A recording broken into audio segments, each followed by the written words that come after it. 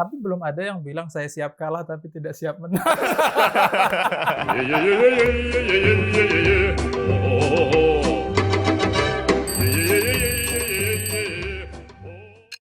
Assalamualaikum warahmatullahi wabarakatuh. Jumpa lagi dengan saya Ahmad Rozali dalam acara Peci dan Kopi. The hottest talk show on pengurus besar Nahdlatul Ulama. Wah, luar biasa. Teman-teman dimanapun Anda berada, apa kabar? Semoga dalam keadaan sehat walafiat. Oke, edisi kali ini sebagaimana yang sebelumnya merupakan edisi spesial karena kita akan berbincang dengan kandidat ketua umum Pergerakan Mahasiswa Islam Indonesia. Telah hadir di studio bersama kami Muhammad Ramli Jauhari. Wah, assalamualaikum Mas. Waalaikumsalam warahmatullahi wabarakatuh. Sehat? Sehat, alhamdulillah. Karena dibuktikan berangkat ke sini harus antigen dulu kan. Oke, luar biasa. Mas Ramli, saya panggilnya Mas Muhammad Ramli atau Jauhari? Adik harusnya Bang. Oh, adik. Adik. Tapi panggilannya yang umum siapa? Ramli biasanya. Mas Ramli. Bukan oke. Romli ya? Bukan? Bukan Romli. Bukan Romli. Romli itu rombongan liar biasanya. Oke, Mas Ramli Jauhari, salah satu dari ke-16 kandidat ketua umum PBPMII yang akan bertarung nanti di bulan Maret kalau nggak salah ya. Maret bulan 3. Rencananya Maret lagi di tahun 2021. Semoga sukses. Sama-sama ikhtiar soalnya, sukses semua Ya, lah. semoga menang. Ini yang beda. Amin. Amin. Oke, mari kita ngobrol-ngobrol sejenak tentang profilnya, tentang pandangannya, tentang visi misinya. Tapi sebelum kemana-mana kita mau, teman-teman mungkin masih banyak yang belum tahu atau sebenarnya sudah tahu, cuman belum mendalami profil dari Mas Ramli ini. Oke, bisa diceritain sedikit ber-PMII-nya itu sejak kapan dan terakhir ada di mana? Makasih nih saya nyebutnya apa? Kang Mas atau Mas? Rozali. Oh, Mas Rozali. Jadi ber-PMI itu lebih saya sebut sebagai panggilan mungkin gitu. Panggilan? Panggilan, karena yang manggil siapa? Ya mungkin udah dari sananya gitu. Oke. Jadi gini, kenapa saya sebut panggilan bahwa PMII menjadi organisasi pertama saya kenal dengan dunia organisasi. Oke. Saya 7 tahun di pesantren. Yang pesantren saya itu umur-umur baru lah, pesantren yang belum fokus kepada ikatan santrinya. Kemudian waktu sekolah dasarnya juga pramuka belum aktif. Saya masuk kampus di tahun 2012 itu ya saya langsung kenal dengan PMI dan kemudian ingin berorganisasi lewat PMI. Pesantrennya dan PMI-nya di Kalsel? Saya di Kalsel, di Kota Banjarbaru lebih tepatnya. Oke. Kalau cabangnya itu cabang Martapura. Sebenarnya kabupatennya sih Banjar.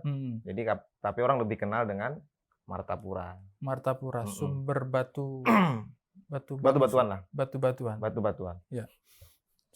Terus awal masuk di PMI itu tahun berapa? Saya masuk kampus 2012, kemudian 3 bulan berikutnya masuk PMI, 2012 lah. 2012 masuk PMI. 2012, 2020, sudah 7-8 tahun. 8 tahun dan kongres di Kalsel sendiri saya masih belum mahasiswa. Kongres di Kalsel itu tahun 2010. 2011. 2011. Oke, 2011. Terpilihnya Bang Adin. Ya. Oke. Kalau pertanyaan dibikin gampang, apa yang berkesan selama berproses di PMI? Kalau dibilang yang berkesan apa, pertama tadi, kalau kemudian organisasi awal itu pasti cintanya itu cinta beneran mungkin begitu. Tapi Kemudian ada juga yang kedua, yang beneran. Oh beneran. Jadi pertama itu artinya kita plusnya dapatnya tahu organisasi itu ya PMI. Kemudian hampir-hampir nggak ada celah kalau kemudian itu organisasi pertama kita. Nah kemudian yang terkesan kedua, saya kan terkungkung lah dunia pesantren yang organisasinya masih belum aktif gitu. Saya dulu sederhana ukurannya. Kok bisa ya yang orang takut berkumpul dengan orang banyak, tapi temennya itu cakep-cakep gitu. Maksudnya apa? Cantik-cantik eksistensinya dan PD-nya itu loh. Nah, lalu kemudian dengan ber-PMI ini saya merasakan bahwa bukan hanya kampus yang menjadi ladang untuk bereksistensi. Maka PMII menjadi organisasi sekaligus juga mengembangkan bahwa kita memang harus terjun ke masyarakat tuh lewat PMI. Oke. Jadi kalau itu yang paling berkesan, PMI mengajarkan kita untuk berpartisipasi Iya, dalam masyarakat, bersentuhan langsung lah. bersentuhan langsung dengan masyarakat. Mhm. Jadi kalau saya tanya selama 7 tahun, kira-kira yang paling didapat dari PMI itu apa? Yang paling didapat adalah Yang sangat personal ya? saya personality adalah lebih kepada sarana mengenali Nahdlatul Ulama, kalau saya Oke. begitu. Kalau kemudian kita harus mempelajari Nahdlatul Ulama dengan ukuran orang-orang yang sepuh, sudah jadi kiai di sana agak sulit. Lalu kemudian PMI ini menjadi pintu gerbang, Bagi ajaran-ajaran NU ke depan itu dikenalkan saat kita masih usia-usia muda. Oke, jadi untuk yang muda, untuk yang mengenal NU di Mhm. usia mahasiswa, Mahasiswa itu PMI sangat bagus sekali sangat kira-kira. bagus sekali.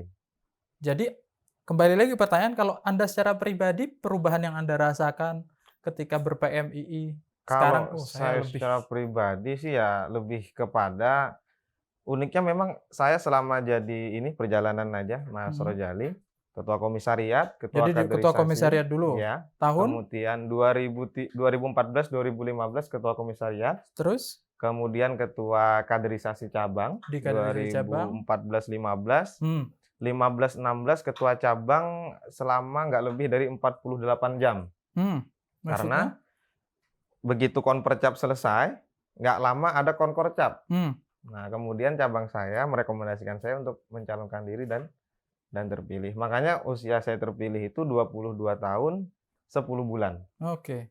Masih usia yang seharusnya itu jenjang untuk ngurus-ngurusin cabang atau bahkan ada yang masih di tingkat komisariat. Tapi lagi-lagi bahwa di PMII juga ada momentum kan begitu dan ada gerbong, ada don gitulah dan giliran gitu. Jadi Martapura itu selama PMI ada di Kalimantan Selatan belum pernah ada ketua PKC dari cabang Martapura.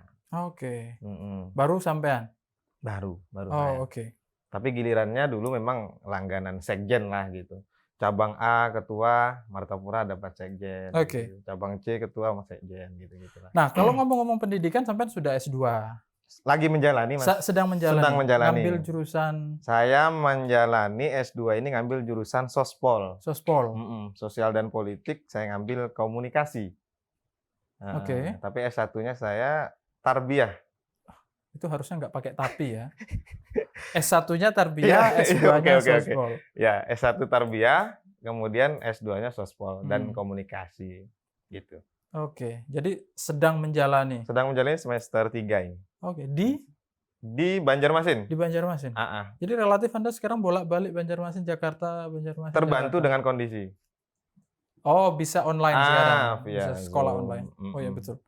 Luar biasa. Nah, kalau ngomong-ngomong mengenai di PMII di Kalsel, yang menjadi concern bagi teman-teman PMII di lokal di Kalsel itu apa sekarang? Kalau di Kalsel sekarang itu memang sebenarnya mereka berupaya gitu sebenarnya mengangkat isu-isu terkait Indonesia melihat Kalimantan Selatan. Selalu itu diskusi-diskusi menariknya. Tapi kalau kemudian kita lebih rinci lagi, termasuk cabang saya itu unik, Mas. Kalau cabang Martapura itu biasanya dalam setiap momentum apapun, mau itu cabang, mau itu BEM, gitu, itu selalu dapat giliran jatah doa. Maksudnya? Cabang Martapura ada nggak nih? Atau BEM dari... Kenapa? Dianggap paling alim atau yang lain nggak ada yang alim? Kurang tahu arahnya ke sana. Cuma memang di sana terkenal nama Darussalamnya itu. Ada sebuah pesantren besar. Ya, pesantren besar. Dan di sana ada kiai-kiai NU juga yang mendirikan dan membawa itu. Lalu kan sebutannya juga Serambi Mekah, Mas. Samalah seperti di Aceh ya mungkin. Jadi ya mungkin itu dapat giliran untuk urusan-urusan penutup gitu, urusan doa segala macam. Tapi secara keseluruhan concern Kalimantan saat ini lebih kepada tataran ingin bahwa Kalimantan Selatan berkontribusi di tingkat kaderisasi pentasnya nasional. Karena PB itu di Kalimantan Selatan dulu kemarin itu masih kayak setengah malaikat turun ke sini nih kalau PB. Maksudnya? Jarang banget, Mas. Jarang banget. Sampai kalau ada pengurus PB itu luar biasa lah bisa datang ke Kalimantan. Apa pentingnya pengurus PB datang? Nggak tahu juga sebenarnya. Nggak ada pentingnya juga sih. Tapi kan perhatian itu penting. Oh iya. Sentuhan itu penting. Gitu menurut saya. Betul. Oke, menarik sekali. Itu profil singkat. Itu profil singkat dari kandidat kita. Ini kandidat nomor 3 ya? Kandidat nomor 3. Iya. Sebelum kita lanjut kepada pencalonan dan visi misi dan seterusnya tentang situasi yang berkembang hari ini, karena ini peci dan kopi, mari kita ngopi dulu. Siap, senang saya ini. Oke. Kopi ini disponsori oleh belum ada. Oke. Jadi Anda yang punya kopi kalau mau nyponsori acara yang paling bergengsi di PBNU ini, hubungi nih. Nanti diedit ya di sini ya, ada 164 channel. Oke, baik.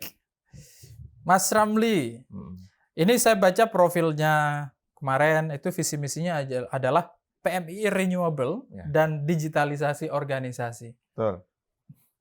PMI Renewable, PMI diperbaharui dan digitalisasi organisasi. Ini dua kata yang harus dipertanggungjawabkan secara umum. Kalau Anda berhasil mempertanggungjawabkan di sini, orang mungkin akan paham. Masih mungkin ya? Mungkin. Belum pasti paham. Siap. Orang mungkin akan paham. Tapi kalau Anda gagal menjelaskan di sini, kemungkinan besar, hampir pasti mereka gagal paham juga. Ngeri juga 164-nya. Iya. Ini 164 ini adalah penyambung lidah rakyat. Wah, iya. Oke, silakan. Kita mulai dulu dari PMI Renewable. Renewable ini ya? Apa? Sebutannya agak gini-gini ya, renewable. Jadi kalau terbarukan itu sebenarnya lebih kepada ngajak teman-teman. Ngajak cabang yang sejumlah 230-an lebih. Ya. PKC-nya sekarang 25 PKC mungkin begitu. Bahwa sebenarnya potensi kita itu memang harus benar-benar diaktualisasikan secara menyeluruh, begitu Mas. Jadi jangan kita merasa bahwa dalam tataran OKP kepemudaan PMI itu memang besar, tapi kita sendiri nggak tahu bagian mana sih yang besar dan potensinya bisa di-up dan diangkat. Itu yang pertama. Kemudian kalau yang kedua, digitalisasi organisasi itu terkesan kayak biasa banget lah digitalisasi organisasi. Tapi realitanya memang kita masih belum benar-benar memaksimalkan. Apa itu misalnya? Dalam banyak hal seperti contohnya kepengurusan SK segala macam. Kita masih terhambat dengan pemberkasan yang belum nyampai secara fisik. Apa kendalanya sekarang? Kenapa itu begitu? Mungkin sistemnya masih belum terbangun secara rapi.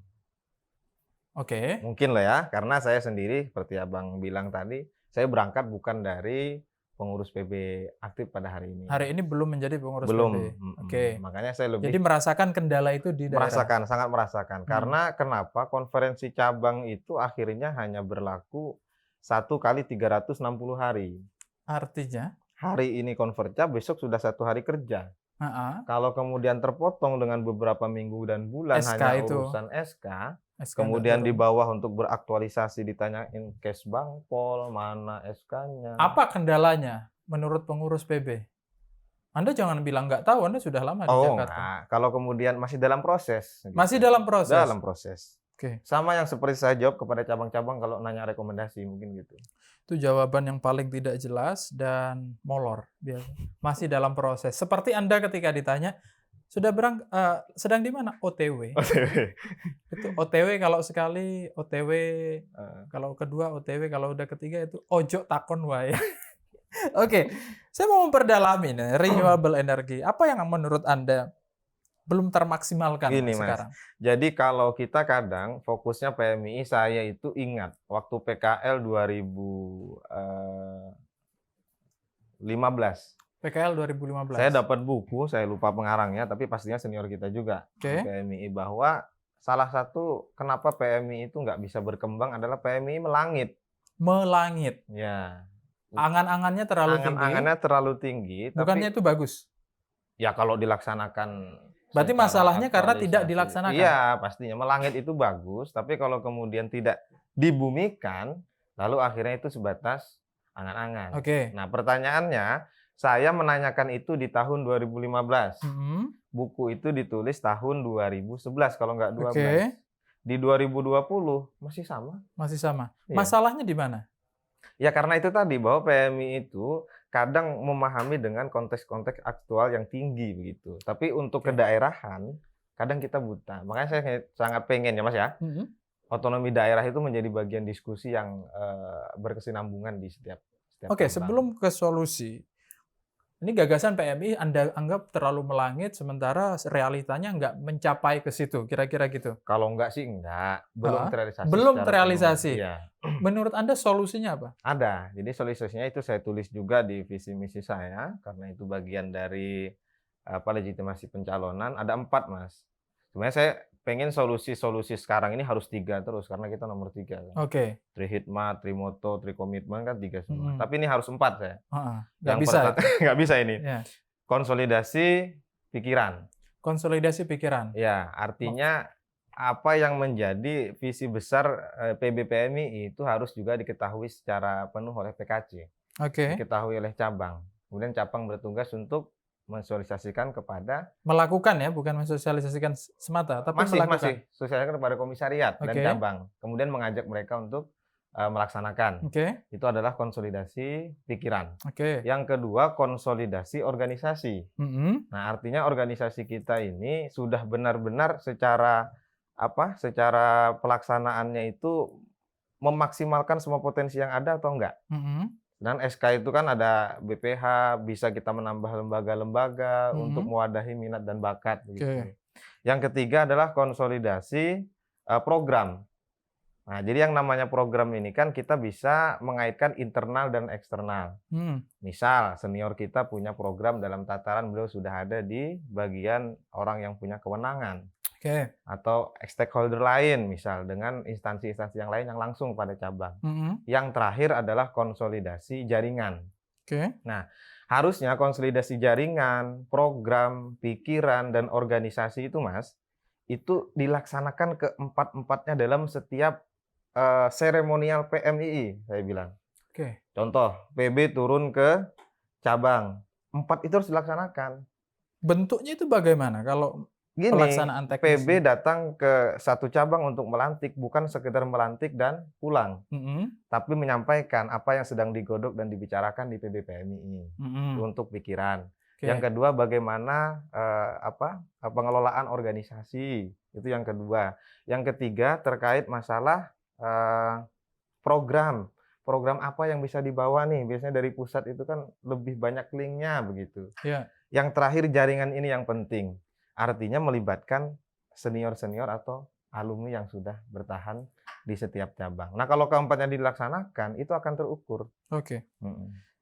Jadi kalau kita perdalam, sepertinya persoalan-persoalan ini harusnya itu sudah terjembatani oleh yang namanya digitalisasi itu tadi. Sangat. Apalagi eranya sekarang kan pasca pandemi kemarin dan sampai sekarang orang Mhm. sudah terbiasa komunikasi jarak jauh dan seterusnya. Iya. Itu belum ada perubahan nggak? Ya, secara apa yang bisa kita lihat aja ya, biar karena kita ini Ya, juga ini yang kita lihat Anda aja. melihatnya dari Kalsel, ini menariknya. Jadi Iya. Anda merasakan sesuatu yang di luar Jakarta, di luar Mhm. Jawa. Memang ada contoh aja, ada kegagapan dalam mengantisipasi kejadian yang terjadi. Contoh maksudnya kayak pandemi ini aja. Ya. Nggak sedikit ini kemudian kaderisasi yang bingung. Ini Mhm. gimana sih Mapaba pelaksanaannya, gimana PKD, gimana PKL. Mhm. Belum dalam situasi-situasi yang sulit sinyal segala macam Oh begitu. iya, betul. Dan akhirnya ada beberapa cabang yang mereka menganggap bahwa ini kondisinya kayak biasa kok. Padahal itu kan bahaya gitu loh Mas. Mhm. Nah, artinya kita belum mempersiapkan perangkat Mhm. bahwa dalam situasi dan kondisi apapun, kayak Bayat kan gitu, Mhm. tidak meninggalkan dalam situasi dan kondisi apapun. Mhm. Nah, mestinya kaderisasi juga terlaksana dalam situasi dan kondisi apapun, begitu. Karena organisasi itu jantungnya kan kaderisasi. Dengan tetap mempertimbangkan Tetap, itu hal-hal yang pasti. diperlukan ya. Mhm. Artinya dengan masalah ini Anda mau menawarkan tawarannya diantaranya adalah digitalisasi Iya. organisasi Mhm. untuk memutus Ruang dan waktu lah. ya, memutus ruang dan Ruang dan waktu, waktu. memutus tantangan-tantangan yang selama ini. Tantangan-tantangannya. Oke, tadi Anda bicara tentang potensi renewable organisasi, Ini sepertinya belum terjawab langsung ya, belum terjawab. Renewable organisasi, katakan begini, Anda telah berhasil menjadi ketua PBPMII. Ya. Terus Anda sudah melakukan 2 program ini, renewable energi lagi, renewable PMII dan digitalisasi organisasi. Setelah Anda memimpin 2 tahun, periodenya 2 tahun bukan? 2 tahun. 2 tahun.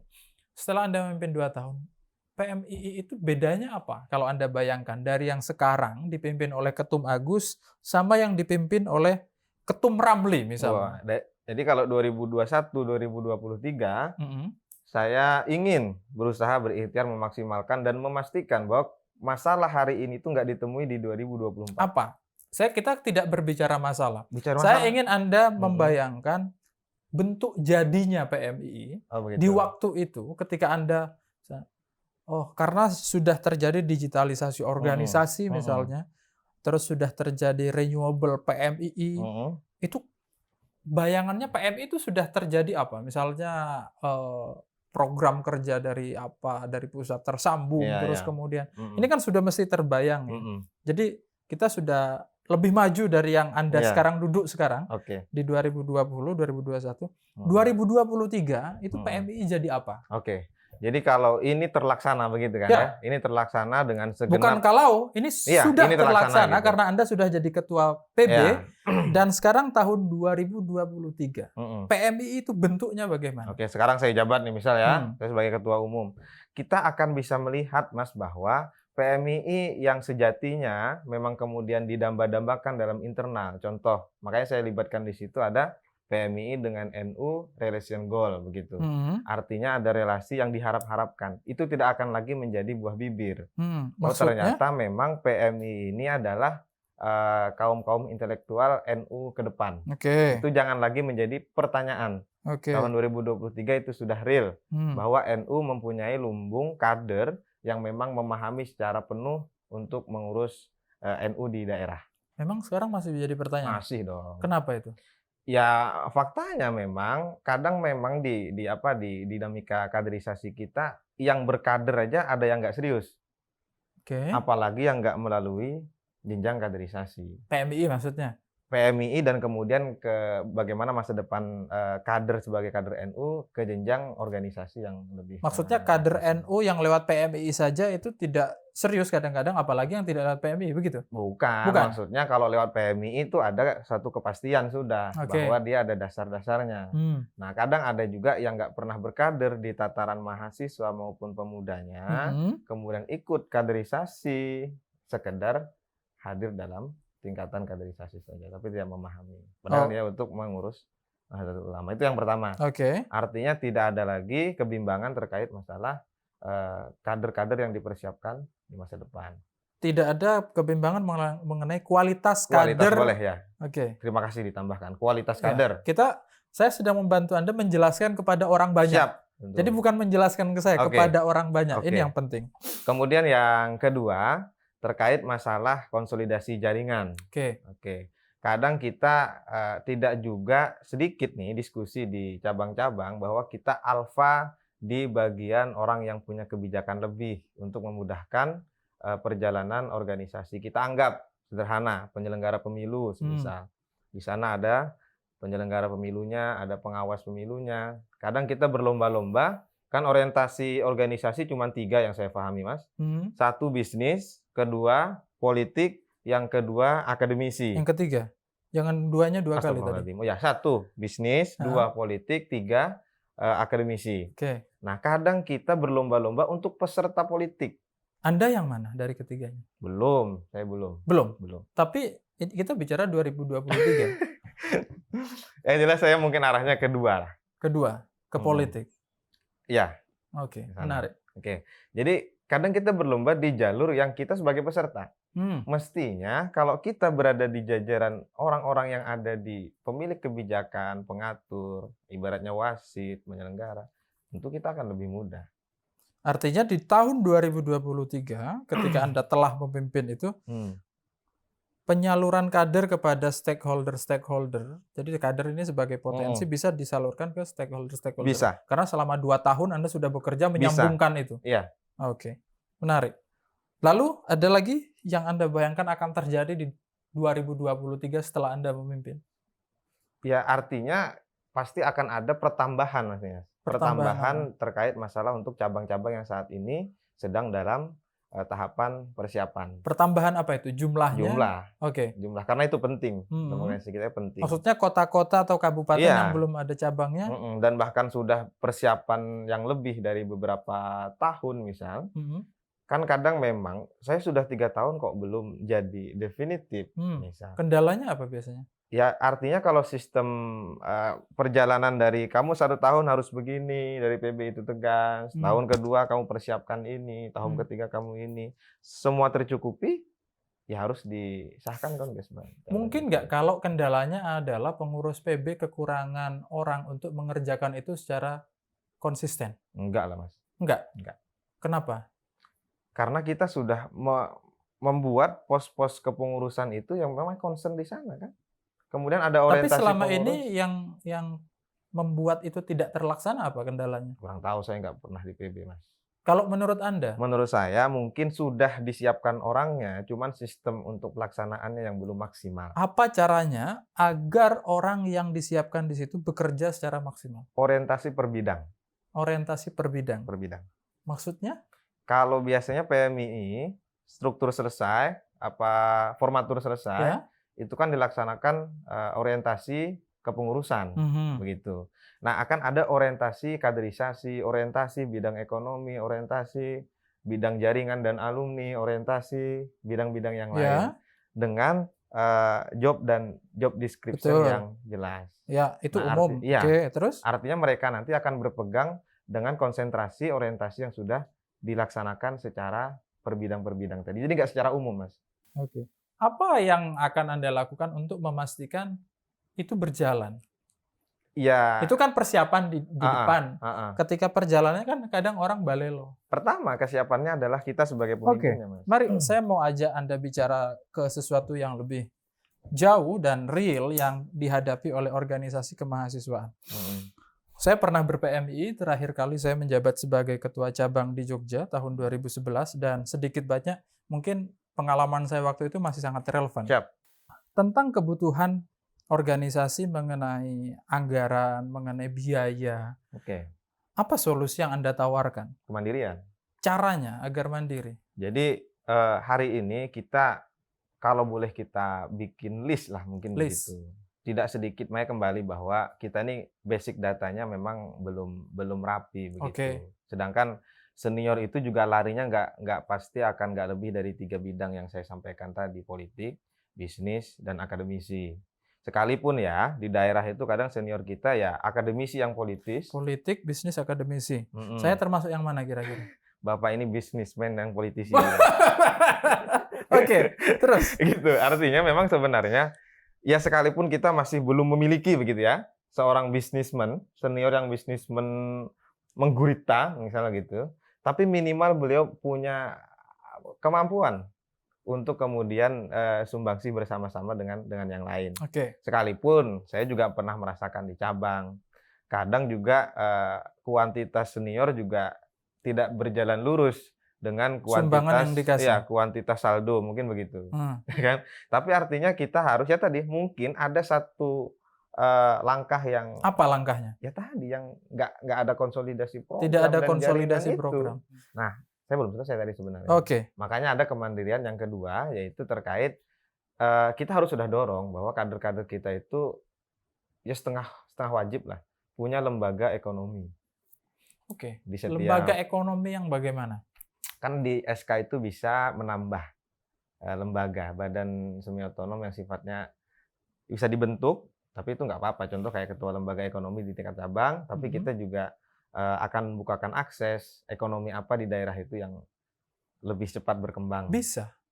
Contohnya di mana yang berhasil? Kalau hari ini di Kalimantan Selatan itu ada di cabang saya sendiri sebenarnya. Dia memiliki ciri khas itu ini.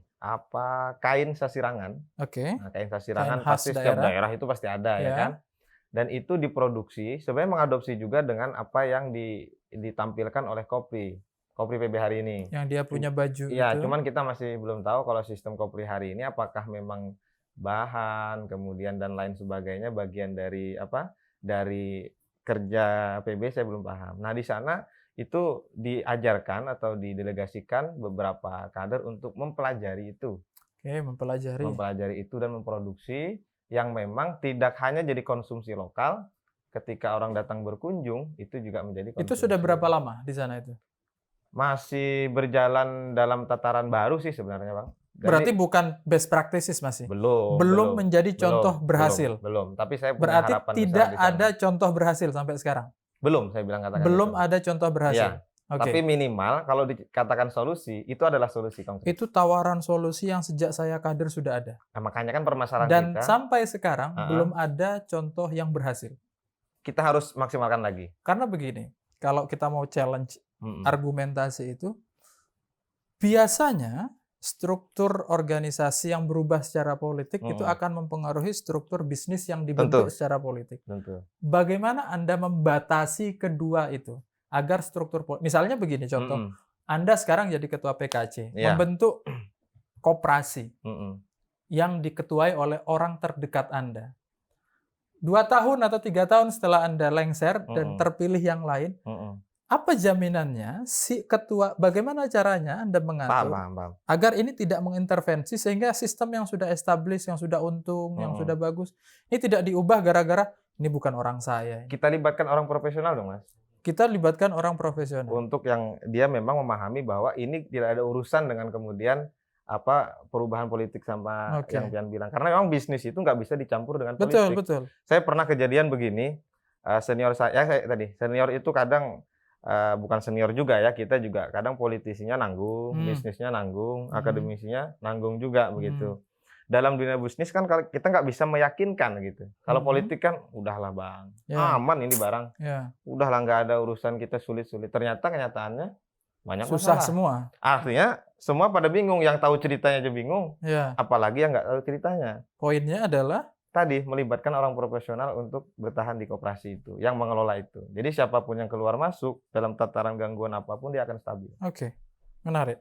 Kalau sudah sampai ada itu menarik, tapi itu perlu dibuktikan nanti. Tentu. Perlu dites dan pasti banyak masalah yang timbul. Dan itu jangan juga 2021 misal, dilihat di 2021. Karena yang namanya regenerasi kepemimpinan pasti ada yang namanya penyesuaian dan segala macam. Tapi harapan saya di jenjang apapun itu, mau PB sampai komisariat, saya ingat pesan ya mantan ketua umum juga, Bang Aminuddin Ma'ruf, beliau bilang ngurus organisasi itu mudah, Mas. Yang sulit itu ngurus pengurusnya gitu. Jadi pengurusnya minta diurusin. Tapi bukannya itu satu hal yang sama ya? Untuk mengurus organisasi kita harus ngurus pengurus dulu. Ya, artinya pengurus harus mempunyai mindset yang berbeda harusnya. Bahwa dia hadir di situ membantu untuk sama-sama ngurus organisasi. Oke, bukan ngurus sendiri-sendiri. Oke, kita break sejenak. Pemirsa, kita ngopi dulu.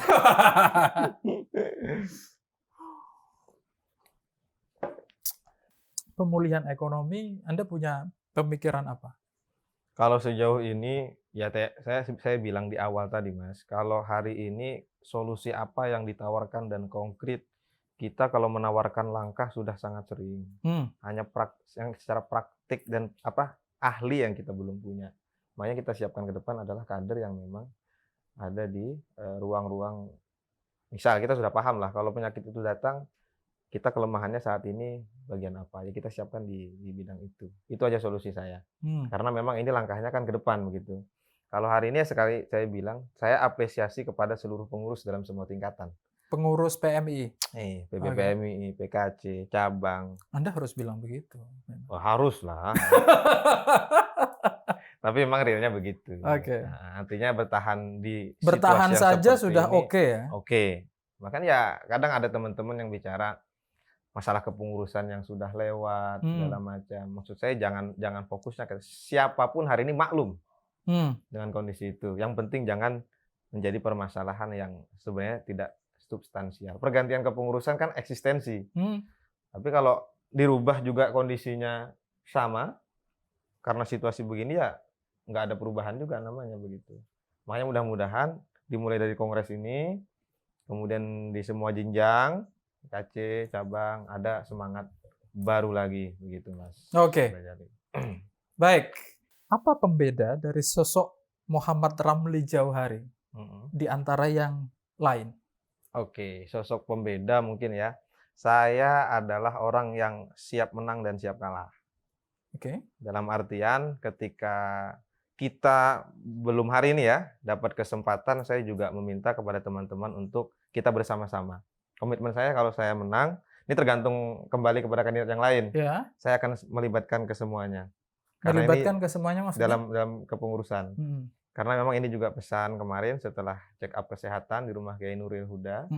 Beliau sampaikan semua yang menjadi kandidat hari ini harus sama-sama memikirkan. Karena mereka adalah pemikir-pemikir besar, kata beliau begitu. Kemudian yang kedua, saya siap kalah tuh artinya saya juga legowo dan saya juga siap berkontribusi. Apa yang menjadi buah pikir saya akan aktualisasikan di kepengurusan. Tapi kembali lagi kepada siapa yang menang. Ngajak atau enggak kan gitu. Kalau enggak ngajak? Saya tetap akan berkontribusi dengan cara yang berbeda. Karena kan nggak di struktural. Iya, betul. Banyak jalan menuju Roma. Oke, menarik sekali. Saya pikir banyak orang yang akan bicara begitu. Enggak banyak? Enggak. Yang lain siap menang dan tidak siap kalah. Buktinya kan yang diundang Bang Jali kira-kira yang sudah ngomong gitu berapa orang? Rata-rata bilang siap menang, siap kalah. Masa pertanyaannya sama? Iya. Tapi belum ada yang bilang saya siap kalah tapi tidak siap menang. Anyway, Oke. Tapi luar biasa sekali. Rata-rata teman-teman yang pernah masuk ke sini adalah orang terbaik di komunitasnya. Jadi saya suka membayangkan ini kalau ke-16-nya atau ke-19 semuanya pengurus itu bersatu, kita punya banyak talenta yang sangat bagus. Tinggal pandai-pandai yang ketuanya nanti yang terpilih untuk meletakkan orang yang tepat di tempat yang tepat. Dan ini orang bagus. Dan lebih loh Mas. 16 ini terlihat hebat karena memang dituntut punya visi misi. Iya. Kader PMI. Dan rata-rata pendidikannya S2 kebanyakan. Saya tidak tahu semuanya. Tapi rata-rata S2 dan itu potensi yang sangat bagus. Sangat bagus. Apalagi teman-teman hari ini bisa menyaksikan langsung. Melalui 164 channel. Subscribe. Awas channel paling patuh. Oke. Mas Ramli Jauhari, ada kata terakhir yang disampaikan kepada teman-teman yang ingin call for action-nya? Sebenarnya ber-PMI itu kembali kita dapat pesan itu kan jabatan bukan segalanya, mungkin begitu. Tapi kemudian bahwa kita harus punya karya dan punya legacy, itu penting. Nah, potensi kemudian kita besar legasinya, besar potensi kita punya peninggalan ketika kita punya karya. Dan untuk punya karya, kita harus punya kewenangan dan kebijakan. Tapi kemudian yang paling penting dari kesemuanya, saya punya 3 prinsip. Kebetulannya saya nomor 3. Tegas bersikap, teguh berprinsip, tegas bersikap, jangan berhenti jadi orang baik. Selesai. Oke. Lebih. Sekali lagi saya mengucapkan terima kasih kepada teman-teman dimanapun Anda berada telah menyaksikan talk show ini. Semoga informasi-informasi yang kita berikan memberikan manfaat dan dapat membimbing Anda, memberikan insight buat Anda siapa kandidat yang paling in terhadap pemikiran Anda dan bisa nanti Anda pilih ketika kongres. Saya Ahmad Rozali mohon undur diri. Wallahul muwaffiq ila aqwamit thoriq. Wassalamualaikum warahmatullahi wabarakatuh. Waalaikumsalam.